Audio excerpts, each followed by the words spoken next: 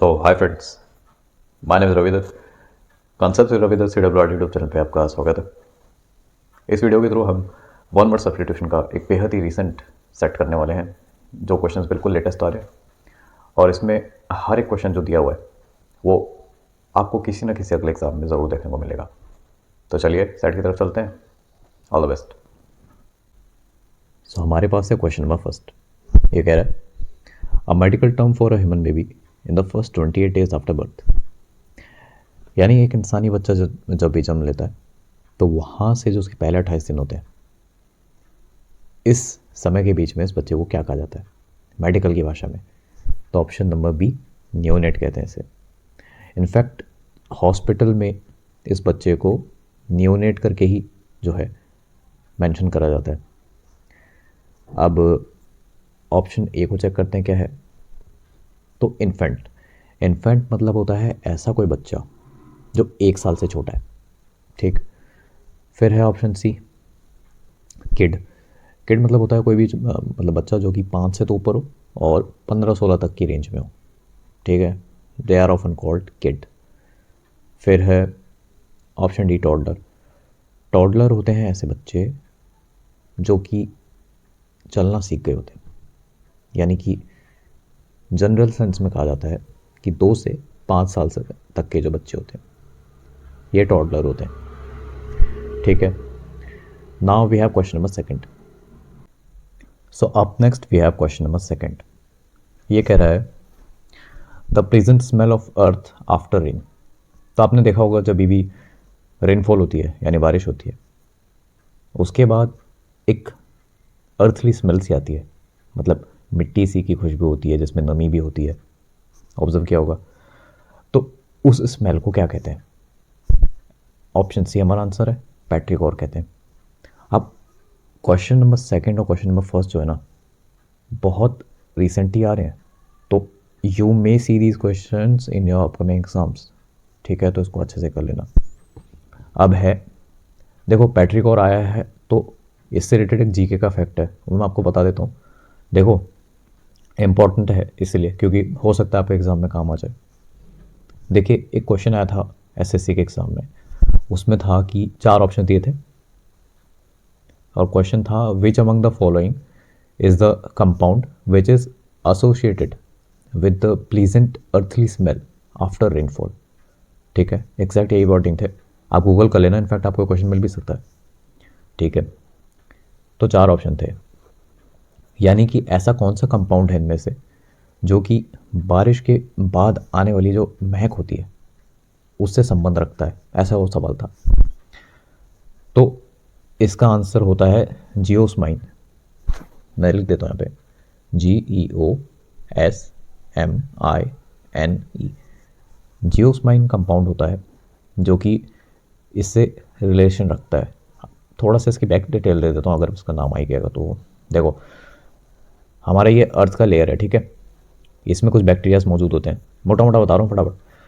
ये बैक्टीरिया मौजूद होते हैं, जैसे बारिश की बूंदें गिरती है ना इन पे, तो ये रिएक्ट करते हैं इनके साथ, ठीक है। अब ये बैक्टीरिया जो होते हैं वो एक कंपाउंड जो है वो जनरेट करते हैं इस रिएक्शन से जो होता है, तो उसी कंपाउंड को कहते हैं हम क्या, जियोस्माइन। बहुत इंपॉर्टेंट जीके क्वेश्चन है, आप चाहे किसी भी एग्जाम के लिए प्रिपरेशन कर रहे हो काम आएगा कहीं ना कहीं। अब बाकी ऑप्शन को भी देख लेते हैं एक बार, ठीक है। ऑप्शन ए और सी, ए और डी, ये लिखें क्या, अरोमा और फ्रेग्रेंस, ये तो सिनोनिम है, मतलब होता है सेंट, अच्छी खुशबू, ठीक है। Next we have option number B. Option B को थोड़ा कर लेते हैं अच्छे से। ऑप्शन बी में लिखा है मस्क। मस्क क्या होता है? तो आपने सुना होगा एक हिरण होता है जिसमें से बहुत अच्छी स्मेल आती है, तो हिंदी में उसे कस्तूरी हिरण कहते हैं, कस्तूरी हिरण, ठीक है। तो इसका बहुत ज़्यादा हंट होता है because of the scent. Musk scent उसी को कहते हैं जो उस पर से सेंट आती है ना। अब क्यों? क्योंकि इससे परफ्यूम बनते हैं, फिर अगरबत्तियाँ जो होती हैं, इंसेंस स्टिक्स जो होती हैं, और काफ़ी ज़्यादा कंपनीज अपने प्रोडक्ट्स में भी इनकी सेंट का इस्तेमाल करती हैं, तो वो वाला मस्क है ये। अब चलते हैं हम क्वेश्चन नंबर थर्ड पे। So up next we have question number third. Question third कह रहा है eminent leaders known for their wisdom and diplomacy। ठीक है, यानी ऐसे मशहूर नेता जो अपनी समझदारी और कूटनीति के लिए जाने जाते हैं। ठीक है, विजडम मतलब समझदारी और डिप्लोमेसी मतलब कूटनीति। अब देखो, हम रहते हैं इंडिया में। इंडिया में हमें पता है कौन कौन ऐसे ग्लोबली पॉपुलर लीडर्स हैं। अब सोचो, आपको विदेशी नेताएं, जो भी नेता हैं जिनका नाम आपको याद है, जिनका नाम आपने सुन रखा है, इस देश में रहते हुए आपने अगर उनका नाम सुन रखा है तो बिल्कुल आपके लिए वो फेमस हैं ऑब्वियसली, तभी आपको उनका नाम पता है। तो वो लीडर इनके एग्जाम्पल हो सकते हैं, ऐसा ये है मतलब इसका। ठीक है, तो ऑप्शन नंबर 20 का आंसर है, स्टेट्समैन कहते हैं उन्हें। अब थोड़ा बाकी ऑप्शंस को समझ लेते हैं। देखो, पॉलिटिशियंस होते हैं वो नेता लोग, हमें पता ही है क्या होते हैं, जो भी संवैधानिक ढांचे के तहत जहाँ पे एक चुनावी प्रक्रिया से सरकार चुनी जाती है, उस प्रक्रिया में किसी ना किसी तरह से अपनी भूमिका निभाने वाले जो भी नेता होते हैं उन्हें पॉलिटिशियन कहते हैं। ठीक, ये डेफिनेशन। फिर है ऑप्शन सी, मोनार्क। मोनार्क होते हैं रूलर, यानी किंग वगैरह जो होते हैं, राजा, उनको कहते हैं मोनार्क। ठीक है, डिप्लोमेट कौन होते हैं? डिप्लोमेट होते हैं राजदूत। राजदूत मतलब जो कि एक कंट्री अपॉइंट करती है दूसरी कंट्री में। ठीक है, और इनका काम होता है कि दोनों के बीच में अच्छे रिलेशन मेंटेन करके रखना। ठीक है, डिप्लोमेट हो गया। अब चलते हैं क्वेश्चन 4 पे। So up next we have question number 4। ठीक है, ये क्या कह रहा है? A document that describes an organisations functions और पर्पस, यानी किसी भी कंपनी या किसी भी ऑर्गेनाइजेशन, संस्था के फॉर्म होने का उद्देश्य जिस दस्तावेज से आपको पता चल रहा हो, या किसी ऐसे दस्तावेज से पता चल रहा हो कि उनका फंक्शन क्या रहेगा, वो मतलब किस फील्ड में वो एक्सपर्टीज़ रखेंगे, किस फील्ड में वो डील करेंगे। ठीक है, ऐसा दस्तावेज जो बताता है उसे क्या कहते हैं? तो ऑप्शन बी, चार्टर कहते हैं उसे। फिर है हमारे पास ऑप्शन ए, कॉन्स्टिट्यूशन क्या होता है? तो कॉन्स्टिट्यूशन एक सेट ऑफ रूल्स होते हैं जिनसे एक देश को गवर्न करा जाता है। ठीक है, देन पॉलिसी और अग्रीमेंट तो ये बेसिक सही वर्ड्स हैं। अब हम चलते हैं क्वेश्चन 5 पे। So now we have question number 5। ये कह रहा है written laws that are formally created by a government, यानी कि एक सरकार के द्वारा कुछ कानून बनाया जाए। ठीक है, जो कि लिखित में हो या एक ऑफिशियल डिक्लेरेशन से आया हो, तो उसे क्या कहते हैं? इसे कहते हैं ऑप्शन नंबर बी, स्टैट्यूट। ठीक है, इसका एग्जांपल देता हूं मैं। स्टैट्यूट जैसे हुआ, सपोज मोदी जी जो हैं हमारे प्राइम मिनिस्टर, उन्होंने 2000 का जो नोट है, अभी कुछ ही वक्त पहले इसे लीगल टेंडर जो है वो मानने से जो है मना कर दिया गया गवर्नमेंट के द्वारा। फिर इसी तरह उन्होंने डिमोनेटाइजेशन का भी ऐलान किया था, घोषणा की थी। तो उनकी घोषणा होने के बाद एक रिटन ऑर्डर जारी होता है जिस पे गवर्नमेंट ऑफ इंडिया का स्टैंप लगा होता है और सील होती है। ठीक है, तो इसी तरह के जो ये होते हैं लॉज वगैरह जो होते हैं जिन्हें एक सरकार बनाती है, मतलब ये लॉज जो होते हैं इनको पार्लियामेंट नहीं बनाती बैठ के, ना ही इस पे प्रेसिडेंट साइन करते हैं अपना।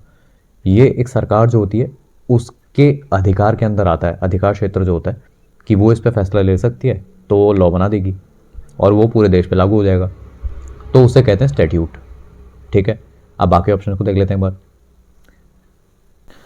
तो हमारे पास है ऑप्शन नंबर ए, डिक्री क्या होता है? तो डिक्री होता है किसी भी किंग या किसी भी गवर्नमेंट के द्वारा जारी किया गया कोई ऑफिशियल ऑर्डर, उसे हम कहते हैं डिक्री। ठीक है, फिर है ऑर्डिनेंस क्या होता है? तो ऑर्डिनेंस होता है अध्यादेश। देखो, ऑर्डिनेंस जो होता है ना, बहुत इंपॉर्टेंट वर्ड है। ये एक कंपनी में भी लागू होता है और एक पूरे कंट्री पे भी लागू होता है। और लागू कौन करता है? जो वहाँ का हेड होता है, यानी कि जो सुपर मोस्ट होता है वहाँ का। अब कंपनी में जो वहाँ का सुपर मोस्ट होगा वो करेगा। देश में सुपर मोस्ट कौन होते हैं? हमारे प्रेसिडेंट। ठीक है, प्रेसिडेंट ऑफ इंडिया। तो वो ऑर्डिनेंस को जारी करते हैं। आर्टिकल 123 के तहत आपने पढ़ा होगा जीके में। तो ये वो वाला ऑर्डिनेंस है, ठीक है। और कंपनी का भी, कंपनीज का जो स्ट्रक्चर होता है एमएनसीज में, उनका भी एक ऑर्डिनेंस होता है जो वहाँ के हेड जो होते हैं वो पास करते हैं, तो उनका अलग एडमिनिस्ट्रेशन चलता है। जैसे टीसीएस हो गया, एटसेट्रा टाइप की जो भी कंपनीज हैं, ठीक। अब है एक्ट। एक्ट तो हमें पता है। देखो एक्ट क्या होता है कि जब भी लोकसभा, एक सेकंड, लोकसभा और राज्यसभा ये दोनों किसी कानून को पास कर देते हैं, ठीक है, तो वो कानून जाता है राष्ट्रपति जी के पास साइन होने के लिए। जब भी राष्ट्रपति जी उस पर अपना साइन करते हैं, प्रेसिडेंट जी, तो वो जो अभी तक टेम्परेरी कानून था वो एक पक्का लॉ बन जाता है और पूरे देश पे लागू हो जाता है। तो राष्ट्रपति जी के साइन करने से पहले जो वो टेम्परेरी कानून होता है, मतलब अभी मैं टेम्परेरी ऐसे कर रहा हूँ, आप समझ जाओगे करके, उसी को एक्ट कहते हैं। तो एक्ट पे जब प्रेसिडेंट साइन करते हैं अपना, तब वो लॉ बनता है। तो वही वाला एक्ट है ये। आप चलते हैं क्वेश्चन 6 पे। So now we have question number 6। ये कह रहा है, what do you call a person who has the deep love for words and language. यानी कोई ऐसा इंसान जिसे अलग अलग भाषाएं जो हैं वो पढ़ने का भी शौक़ है और नए नए शब्द जो हैं वो सीखने का, सिखाने का इसका शौक़ रखता है, पसंद है उसे, ठीक है। तो उसे कहते हैं ऑप्शन नंबर ए, लेक्सिकोफाइल, ठीक है। लेक्सिकोफाइल जो है बहुत ही ज़्यादा इंपॉर्टेंट वर्ड है और इससे रिलेटेड या तो आपको लेक्सिकोफाइल दिखेगा या दो वर्ड्स और है जो ट्रेंडिंग है, ठीक है। किसी न किसी एग्ज़ाम में मैंने वो देखे हैं, तो मैं आपको वो लिखवा देता हूँ। हो सकता है लेक्सिकोफाइल की जगह आपको वो मिल जाए लिखे हुए, तो उनको भी कर लेते हैं एक बार। तो ये दो वर्ड्स हैं, मैंने यहाँ पे लिख दिया इनको। एक है लोगोफाइल, एक है वर्बीवोर, ठीक है। दो हैं।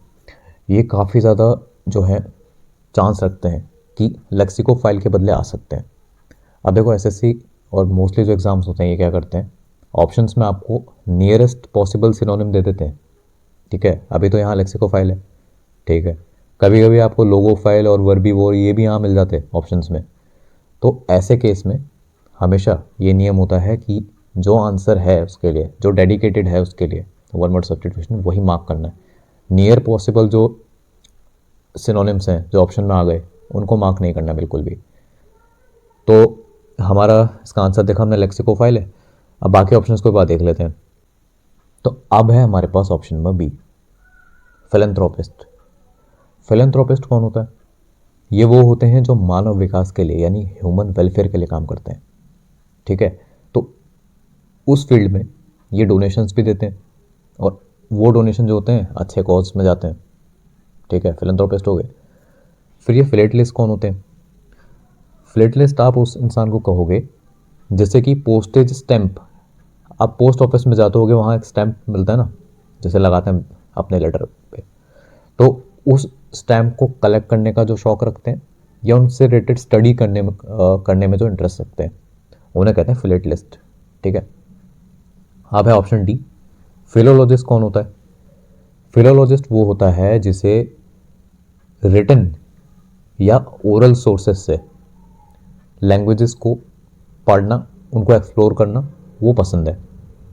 अब कुछ कुछ ये लेक्सिकोफाइल जैसा ही दिख रहा है लेकिन प्योर सेंस में नहीं है, ठीक है।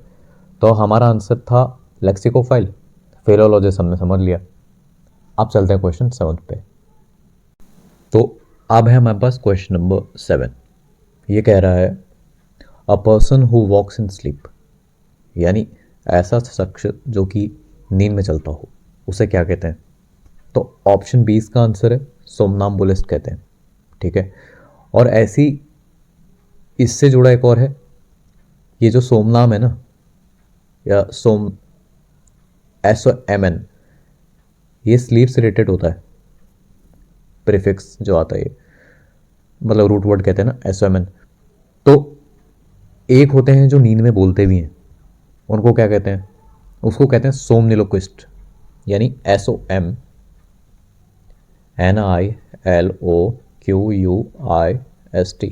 उन्हें कहते हैं सोमनिलोक्विस्ट।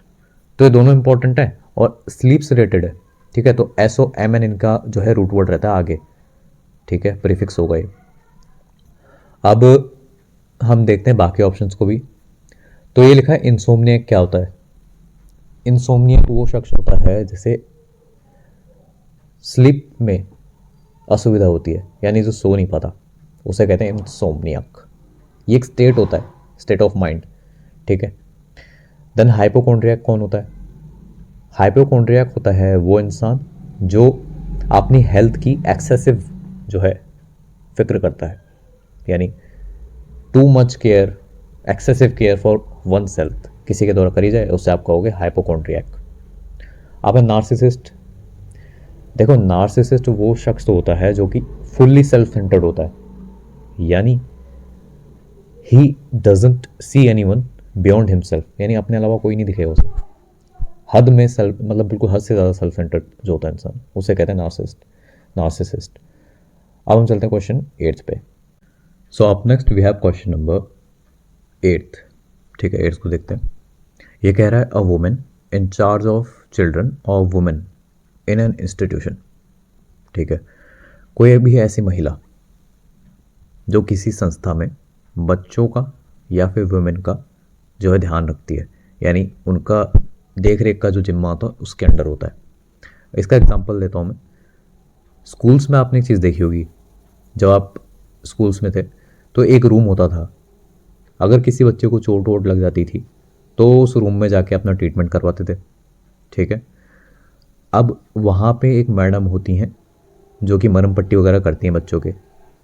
इनफैक्ट उनके पास दवाइयाँ मौजूद रहती हैं, चाहे किसी को भी कोई भी ज़रूरत हो, उन नीड की वहाँ पे दवाइयाँ मिलती हैं।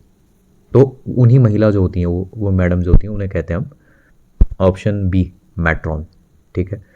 अब ये तो हमने एग्जांपल दिया इसका। अब अगर आप हॉस्पिटल में जाते हो तो वहाँ पे हेड नर्स होती हैं एक, ठीक है, तो वो हेड नर्स जो होती हैं उन्हें भी आप मैट्रॉन कह सकते हो, ठीक है। देन बाकी ऑप्शंस को देखते हैं एक बार। तो देन है हमारे पास ऑप्शन नंबर ए और ऑप्शन नंबर सी। देखो, गार्जियन और केयर टेकर जो हैं सिनोनिम है एक दूसरे के। Guardian also means care taker, तो ब्रॉडर सेंस में दीज टू आर सिनोनिम्स, ठीक। देन ऑप्शन डी गवर्नेंस को देखते हैं एक बार। तो गवर्नेंस कौन होता है, कौन होती है, ये एक्चुअली उस फीमेल को कहते हैं। आपने देखा होगा जो भी रिच लोग होते हैं उनके घर में एक वुमेन होती है जो उनके बच्चों को घर पे ही एजुकेशन देती है, ठीक है, साथ में उनका ध्यान भी रखती है, तो उस महिला को गवर्नेंस कहते हैं। अब हम चलते हैं क्वेश्चन नंबर 9 पे। तो हमारे पास है क्वेश्चन नंबर 9, क्या कह रहा है, रिटन और spoken expressions of great enthusiasm, praise etcetera, यानी कि लिखित या मौखिक रूप से ये जताया जाए या ये एक्सप्रेस किया जाए कि कोई खुश है या एक्साइटेड है, ठीक है, तो इस चीज़ को क्या कहते हैं, ऐसा सवाल कर रहा है। तो ऑप्शन सी रैप्सोडी कहते हैं इसे। अब बाकी ऑप्शंस को देख लेते हैं पर। ऑप्शन ए, ये यूलॉजी लिखा है जो बहुत इंपॉर्टेंट है। इसका मतलब क्या होता है, तो यूलॉजी का मतलब होता है कोई स्पीच या ऐसा पीस ऑफ राइटिंग, ठीक है, स्पीच या कोई पीस ऑफ राइटिंग जिसमें कुछ पेपर हो, जिसमें कुछ लिखा हो, जिसमें किसी की प्रशंसा करी गई हो, या कोई इंसान हो सकता है वो, या कोई थिंग हो सकती है, ठीक है, इनके प्रेज में कोई चीज़ लिखी गई हो, या स्पोकन में या रिटन में, उसे हम कहते हैं का यूलॉजी। अब ऑप्शन बी ओड क्या होता है, तो ओड का मतलब होता है किसी स्पेशल ओकेजन पे जो बोली जाने वाली पोएम होती है ना, उसको कहते हैं ओड, जो डेडिकेटेड उसी ओकेजन के लिए हो। जैसे किसी की एनिवर्सरी होती है, किसी का बर्थडे सेलिब्रेशन होता है, किसी का XYZ कोई भी सेलिब्रेशन हो सकता है, तो हर एक सेलिब्रेशन के लिए एक डेडिकेटेड पोएम होती है, उसी पोएम को ओड कहा जाता है, ठीक है। अब ऑप्शन नंबर डी हमारे पास ट्रिब्यूट क्या होता है, तो ट्रिब्यूट का मतलब होता है किसी की महानता या ग्रेटनेस बताना, ठीक है। इसके लिए एग्जाम्स में कुछ बहुत ही इंपॉर्टेंट वर्ड चल रहे हैं, वो मैं आपको लिखवा देता हूँ। तो मैंने आपके सामने अभी 3 वर्ड्स लिख रखे हैं, ठीक है। पहला है कमेंडेशन, दूसरा है प्रेज़ करना, तीसरा है एक्कोलेट। ये जो एक्कोलेट है ये बहुत ज़्यादा इंपॉर्टेंट है आपके लिए, इसको याद कर लेना। कमेंडेशन और प्रेज़ ये फ्रिक्वेंटली अकरिंग होते हैं, ठीक है, and accolade is quite recent, so you can definitely expect this question, this word in your upcoming exam. तो ऑप्शन में कभी कभी ट्रिब्यूट ना देके ना आपको एक्कोलेट मिल सकता है। तो बस इनका मतलब यही होता है किसी की महानता या ग्रेटनेस जो है उसको बताना, ठीक है, यानी उसको प्रेज करना, ग्रेटनेस बताना किसी की। वो कोई इंसान भी हो सकता है या कोई ऑब्जेक्ट भी हो सकता है, non living, it doesn't matter. अब हम देखेंगे question number 10th। So up next we have question number 10th। ये कह रहा है रिटन और spoken statement in which you say that you have done something wrong और कमिटेड अ क्राइम। यानी रिटन या मौखिक रूप से, ओरली, कुछ अपना जो है गलती या कुछ गुनाह उसे स्वीकार कर लेना, सीधी सी बात। तो उसे कहते हैं ऑप्शन नंबर बी, कन्फेशन। ठीक है, option B confession. Option A testimony. क्या होता है टेस्टिमोनी? मतलब कोई भी ऐसी चीज़, शब्द, या चाहे वो रिटन हो चाहे वो ओरल हो, कैसे भी, जो ये गवाही दे कि कोई चीज़ जो है वो सही है, सच है, उसे टेस्टिमोनी कहते हैं। यानी किसी की गवाही दे जो कि ये सच है। अब है स्टेटमेंट। क्या होता है स्टेटमेंट? का मतलब होता है लिखित या मौखिक रूप में एक कंप्लीट वाक्य बोलना, उसको स्टेटमेंट कहते हैं।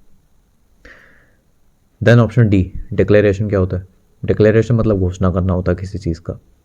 ठीक है, अब हम चलते हैं क्वेश्चन नंबर 11 पे। So now we have question number 11। ये कह रहा है written statements that describe the policies, goals and opinions of a person और ग्रुप।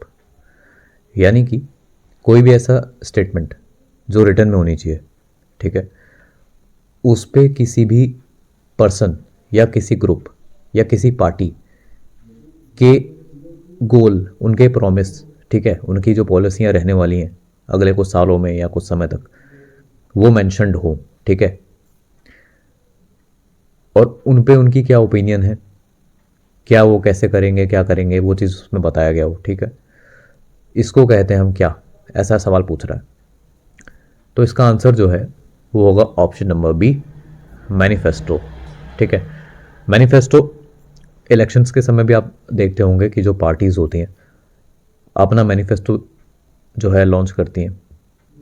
उसमें वो मेंशन करती हैं कि हम अगर जीत के आ गए तो हमारी ये पॉलिसीज़ रहेंगी, ये हम चेंजेस करेंगे, या ये हम इंट्रोड्यूस करेंगे, ऐसे फंक्शन होगा, ये गोल रहेंगे हमारे 5 साल के लिए अगले, इनको हमें अचीव करना है, हमारे टारगेट होंगे।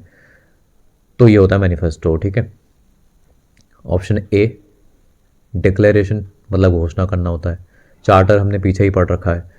ठीक है, ऑप्शन डी प्रियम्बल। क्या होता है प्रियम्बल? होता है किसी भी डॉक्यूमेंट का ओपनिंग स्टेटमेंट जो होता है उसे हम कहते हैं प्रियम्बल। जैसे हमारे कॉन्स्टिट्यूशन का भी एक प्रियम्बल है, तो उसकी जो प्रियम्बल मतलब ये होता है कि ओपनिंग स्टेटमेंट। कॉन्स्टिट्यूशन का, संविधान का जो ओपनिंग स्टेटमेंट है वो क्या है? We the people of India, ऐसे ऐसे करके स्टार्ट होता है एक बड़ा सा, तो उसे ही प्रियम्बल कहते हैं। ठीक है, अब चलते हैं क्वेश्चन नंबर 12 पे। So up next we have question number 12। क्या कर रहा है? अ रिटन, प्रिंटेड और typed copy of words that have been spoken. यानी कि शब्द बोले जाएं, ठीक है, और जैसे जैसे वो जिस हिसाब से बोले जा रहे हैं आपको लिखित में भी मिलते रहें। ठीक है, चाहे वो लिखित में आपको उसकी प्रिंटेड कॉपी मिले या कैसे भी करके आपको मिले। ठीक है, बस बोले हुए शब्द जो हैं वो मिलने चाहिए टाइप्ड फॉर्म में। तो उन्हें क्या कहते हैं? आंसर है ऑप्शन नंबर ए, ट्रांसक्रिप्ट कहते हैं उससे। अब बाकी ऑप्शंस को समझते हैं थोड़ा। तो ऑप्शन बी है हमारे पास। स्क्रिप्ट का मतलब क्या होता है? स्क्रिप्ट मतलब होता है एक रिटन डॉक्यूमेंट या शीट ऑफ पेपर जिसमें what needs to be done और what needs to be said ये लिखा हुआ हो। ठीक है, और प्रॉपर सीक्वेंसिंग में हो, उसे स्क्रिप्ट कहते हैं। फिर है ऑप्शन सी, मैन्युस्क्रिप्ट। क्या होता है? मैन्युस्क्रिप्ट होता है पुराने जो बुक्स होते हैं ना, बहुत पहले के ओल्ड टाइम के बुक्स हो गए या कोई डॉक्यूमेंट हो गए, जैसे हमें स्क्रिप्ट वगैरह मिलती है ना पुरानी हिस्ट्री में, तो उन्हें कहते हैं मैन्युस्क्रिप्ट। वो होती है हैंड रिटन, ठीक है, पुरानी हैंड रिटन डॉक्यूमेंट्स ऐसे समझ लो, तो वो हो गए मैन्युस्क्रिप्ट। और डॉक्यूमेंटेशन क्या होता है? डॉक्यूमेंटेशन होता है दस्तावेज़ों का एक पार्टी से दूसरी पार्टी को देना और दूसरी पार्टी से उनको चेक करके वेरीफाई करके वापस इस पार्टी को लौटाना, ठीक है, ये होता है डॉक्यूमेंटेशन। अब चलते हैं क्वेश्चन नंबर 13 पे। So now we have question number 13। ये कह रहा है to intervene between two parties to resolve a dispute, यानी दो पार्टीज के बीच में पड़ना और उनका जो झगड़ा है उसको सॉर्ट आउट करना, उनको सुलझाना, ठीक है, तो उसे कहते हैं ऑप्शन नंबर बी मीडिएट करना, ठीक है। अब ऑप्शन बी और ऑप्शन सी और ऑप्शन डी भी, ये तीनों जो हैं ये नियरेस्ट सिनोनिम्स हैं एक दूसरे के। तो जैसा मैंने आपको कहा था कि एसएससी या फिर बाकी जो एग्ज़ाम्स होते हैं इनमें नियरेस्ट सिनोनिम्स जो होते हैं ये आपको मिलते हैं ऑप्शंस में, कंफ्यूज करने के लिए कि आप कौन सा मार्क कर सकते हो, ये चेक करेंगे वो। तो ऐसे केसेस में हमेशा जो डेडिकेटेड है वन वर्ड सब्स्टिट्यूशन इस वर्ड के लिए, इस पूरे क्वेश्चन के लिए, वही आंसर बनना चाहिए। ये नहीं कि हम सिनोनिम्स में ही कंफ्यूज होते रह रहे हैं। तो मीडिएट करना सेम होता है आर्बिट्रेट करना, वैसे ही सेम होता है रिकंसाइल करना। रिकंसाइल मतलब होता है जब दो लोगों में झगड़ा हो रखा हो, दो पार्टी में, उनको सॉर्ट आउट करवा के रिजॉल्व करवाना, ठीक है। आर्बिट्रेट भी होता है, आर्बिट्रेट मतलब होता है मध्यस्थ, ठीक है, मध्यस्थता करना। जब दो पार्टीज में फिर से कोई फसाद हो तो उसके बीच में पढ़ के मैटर को सॉर्ट आउट करवाना, सेम मतलब होता है मीडिएट का। लेकिन सवाल का जो जवाब है वो मीडिएट ही है। एग्ज़ाम में जब उनकी आंसर की आती है एसएससी की, तो उसमें मीडिएट ही सही होता है। तो अब हम चलते हैं ऑप्शन ए को भी देख लेते हैं एक बार। अब ऑप्शन ए क्या है हमारे पास? निगोशिएट क्या होता है? तो निगोशिएट मतलब होता है एक ऐसा स्ट्रेटेजिक डिस्कशन जो कि दो पार्टीज के बीच हो, ठीक है, जिसका अल्टीमेट पर्पस ये हो कि दोनों पार्टी जो हैं वो सेटिस्फाई हो इससे, ठीक है। ये हो गया निगोशिएट। अब है हमारे पास क्वेश्चन नंबर 14, ठीक। To move with small quick twisting motions, इसको क्या कहते हैं? यानी कि हिलना डुलना जो होता है, हल्का फुल्का हिलना डुलना, ठीक है, उस चीज़ को इंग्लिश में क्या कहते हैं? मैं आपको प्रॉपर समझाता हूँ क्योंकि इसका आंसर तो है option number B, wriggle. But ये जो रिगल वर्ड है ना, ये बहुत ज़्यादा कंफ्यूजिंग है। इसका कहाँ कहाँ यूज़ होता है देखो, क्योंकि किसी भी सेंस में आपसे पूछ सकते हैं एग्जाम में। आपने देखा होगा पानी में जैसे मछलियाँ तैर रही होती है, ठीक है, ये पानी है सपोज, यहाँ पे मछली है। आप देखते होगे एक मछली यहाँ तैर रही है, ठीक है, आप आँख झपकाते हो वो यहाँ से स्वाइप होकर यहाँ पहुँच जाती है, फिर यहाँ होती है, यहाँ से झुक करके यहाँ हो जाती है। ऐसे ऐसे जो है ये मोशन में जैसे जा रही है ना साइड बाय साइड, ठीक है, ये होता है एक एग्जाम्पल इसका। फिर आपने देखा होगा स्नेक जो ऐसे ऐसे मूवमेंट में जा रहा होता है, जो उसकी क्रॉलिंग जिस मूवमेंट में होती है इसको भी रिगल बोलते हैं। फिर आपने एक चीज़ और देखी होगी, जो छोटे बच्चे होते हैं वो साइड बाय साइड ऐसे लोटपोट करते हैं, इधर से उधर, इधर से उधर, ऐसे ऐसे। तो इन तीनों चीज़ों को रिगल करना बोलते हैं, यानी कि हिलना डुलना और इस तरीके से हिलना, यानी साइड वेज में जाना, ठीक है। अब ये ऑप्शन ए जो है यहाँ पे जिग लिखा है, जिग का मतलब क्या होता है? तो जिग मतलब होता है एक्साइटेड होकर उछल कूद करना, ठीक है, एक्साइटमेंट में। देन हमारे पास है शफल, ऑप्शन नंबर सी को देखते हैं। शफल मतलब होता है किसी चीज़ को मिक्स करना आपस में, ठीक है, या रीअरेंज कर देना। तो मिक्स और rearrange something, it is called shuffle. Then we have option number D, fidget, ठीक है, इसको कहते हैं, फिजेट मतलब होता है बिना रुके मूव करते रहना, ठीक है। To move restlessly is called fidget. Now we will move to question number 15। अब है क्वेश्चन नंबर 15 हमारे पास, confident in a way that annoys others, यानी ओवरली सेल्फ अश्योर्ड को इंसान, उसे क्या कहते हैं? तो इसका आंसर है ऑप्शन नंबर बी, इसको कहते हैं कॉकी, ठीक है। अब कॉकी हो गया, एरोगेंट हो गया, बोस्टफुल हो गया, कंसिटेड, ये चारों ही जो हैं नियरेस्ट वो हैं क्या, सिनोनिम्स एक दूसरे के। बहुत ज़्यादा ट्रिकी क्वेश्चन है ये, ठीक है, क्योंकि देखो एरोगेंट का मतलब भी सेम है, जो यहाँ पे स्टेटमेंट कह रही है बिल्कुल एरोगेंट सेटिस्फाई करता है उसको, ठीक है। बोस्टफुल मतलब भी यही होता है सेम, और कंसीटेड मतलब भी सेम होता है। बट इसका आंसर जो है ऑप्शन बी है कॉकी। ऐसे ही क्वेश्चन आते हैं जब आपको ट्रिक करना होता है ना, और आजकल 85% चांस होते हैं ये क्वेश्चन रहते हैं अवेलेबल कि नियरेस्ट पॉसिबल जो सिनोनिम्स होते हैं वो ऑप्शन में दे दिए जाते हैं, और आंसर की जब आप इनकी चेक करोगे ना तो एक होता है उनमें आंसर ये वाला, ऐसा ही सेम इस क्वेश्चन के लिए बता रहा हूँ मैं, कॉकी आंसर था इसका, बाकी सब नहीं थे। तो ऐसे क्वेश्चंस को जब चैलेंज करा जाता है और तो तब एसएससी बताता है कि जब भी ऐसा सेम हो सिनेरियो तो आपको क्या करना है कि जो डेडिकेटेड वर्ड होता है इनका वही मार्क करना होता है, not to get confused among the options which are near synonyms. Now let's move to question number 16th. Question 16 क्या कह रहा है? Excessively eager to please someone important. यानी कि किसी की खुशामदी करने के लिए बिल्कुल एकदम तैनात रहना, ऐसे सिचुएशन को बोलते हैं ऑब्सिक्यूअस बिहेवियर। ये बिहेवियर होता है जिसे ऑब्सिक्यूअस बिहेवियर कहते हैं, ठीक है, यानी बिल्कुल खुशामद करने वाला जो होता है।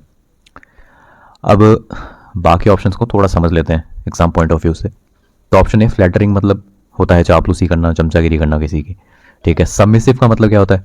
सबमिसिव मतलब होता है सरेंडरिंग पर्सनैलिटी, यानी सरेंडर कर देना किसी से, किसी के लिए, किसी पे, टू सरेंडर, ठीक है। और एक है जो काफ़ी ज़्यादा पॉपुलर है वो है यील्डिंग, YIELDING, यील्डिंग, ठीक है। इसका मतलब भी यही होता है सरेंडर करना। देन ये हो गए। अभी जो ऑप्शन डी लिखा है ना servile, servile also means the same what these words mean. तो again you can see that all the 4 options here are nearest synonyms, ठीक है। All of the options mean the same, but our answer is option number C, obsequious. This is how you get tricked in the exams. तो आपको यही चीज़ का ध्यान रखना होता है कि जो आंसर है वही मार्क करोगे, उसके जो सिनोनिम्स हैं वो सिनोनिम दिए ही इसलिए जाते हैं ताकि आप ये सोचो कि मैं कंफ्यूज हो जाऊँ कि ये करूँ कि ये करूँ। So always mark the one which is dedicated to the statement of the question. Now with this 16 questions we have completed our set. अब हम देखते हैं आपकी नॉलेज कितनी है। एक क्वेश्चन दिया है, चेक करो, देखते हैं आपसे होता है कि नहीं। तो ये है क्वेश्चन नंबर 17। क्या आपको इसका आंसर आता है? क्वेश्चन देखते हैं क्या है।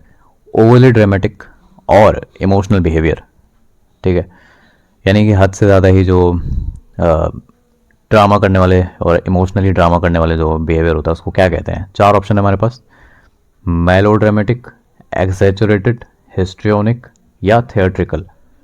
आपको इसका आंसर जो है कमेंट में बताना है, ठीक है। अगर आप इसका आंसर नहीं बता पा रहे हैं, आपको आता नहीं है, तो आप इंटरनेट पे सर्च कर सकते हैं क्योंकि ये प्रीवियस ईयर का क्वेश्चन है, you will definitely be able to find it. And अगर इसके बाद भी आपको नहीं मिल पा रहा है या कोई असुविधा है तो आप कमेंट्स में मेंशन कर देना कि इसका आंसर हमें मिल नहीं पा रहा है, ठीक है। तो I will provide you with the answer, ठीक है। सो CWRD के सभी सब्सक्राइबर्स को दिल से थैंक्स कि आप लोग मेरी वीडियो देखते हैं, रेगुलरली देखते हैं, उन्हें लाइक भी करते हैं, प्लस अपने फ्रेंड्स में शेयर भी करते हैं मेरे कहने पर। और दिस मीन्स अलॉट गाइस, क्योंकि CWRD के लिए आपका जो सपोर्ट है वो बहुत मैटर करता है।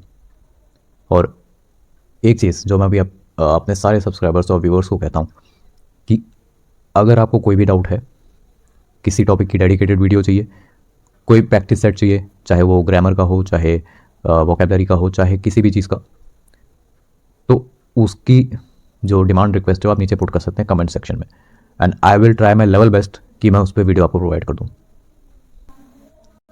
फिर सभी फर्स्ट टाइम व्यूवर्स को मैं एक चीज़ बताना चाहूँगा कि कंसेप्ट्स विद रविदत्त CWRD जो यूट्यूब चैनल है, इस पर आपको इंडिया में होने वाले हर एक गवर्नमेंट एग्ज़ाम की जिसमें भी इंग्लिश आता हो उसकी फुल कवरेज मिलेगी।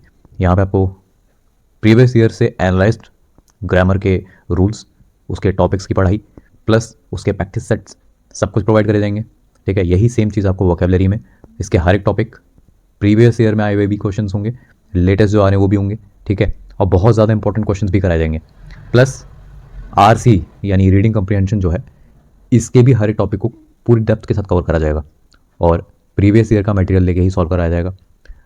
साथ ही आने वाले समय में प्री और मेंस के बहुत ही शानदार सेट्स आप देखने वाले हैं। ठीक है, एकदम सीक्वेंस वाइज चलेगा सब कुछ। तो अगर आपकी फैमिली में कोई भी बड़ा छोटा भाई बहन जो है वो कॉम्पिटेटिव एग्जाम्स के लिए प्रिपरेशन कर रहे हैं, या आपके फ्रेंड सर्कल में कोई भी दोस्त हैं आपके खास जो कि जिनके साथ बैठ के आप सिलेक्शन के बाद की प्लानिंग करते हैं कि क्या क्या करने वाले हैं, क्या करेंगे, कहाँ जाएंगे, ये वो, उन तक ज़रूर पहुँचाइएगा इस वीडियो को, और CWRT को भी अपने साथ साथ उन्हें भी बेनिफिट दीजिएगा। तो अब हम मिलते हैं अगली किसी कंसेप्चुअल वीडियो के साथ। Thank you so much.